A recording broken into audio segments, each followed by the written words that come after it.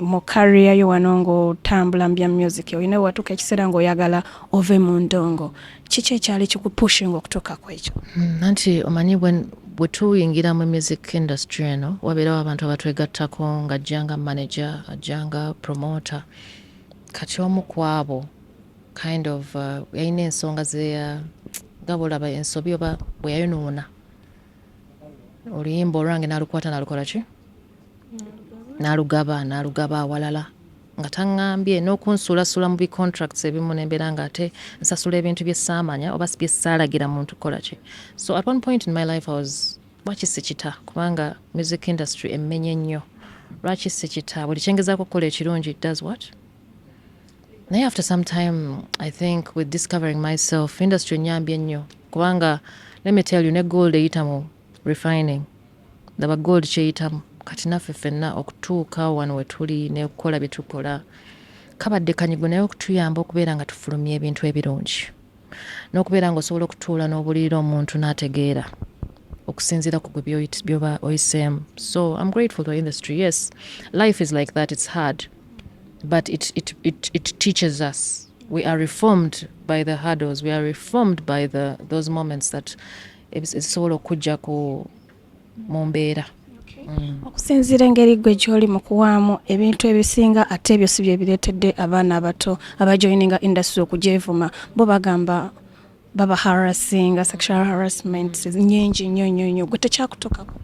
Nedda kati kyalibadde kituukawo naye nze I think I credit it ku kukuzibwa engeri gye twakuzibwamu nti you shouldn't be desperate for someone to use your body.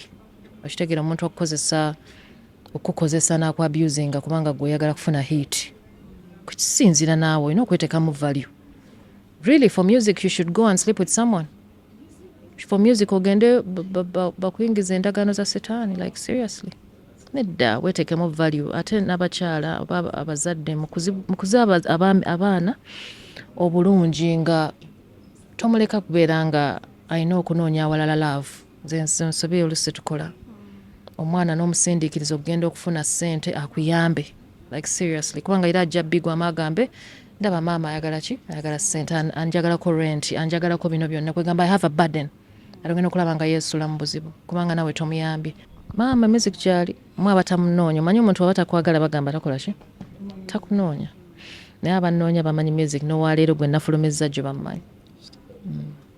Kati gwakoma kuninga omuloge kubanga namukuleetera ku sowaani erya silver nenteekako ka video naye waliwo bali abannoonya nga tewali video naye music agamba nedda kanoonya omukyalo ono channel ye eriwa kangende nnoonye Naava Grey YouTube official YouTube page kangende ndabye byakola.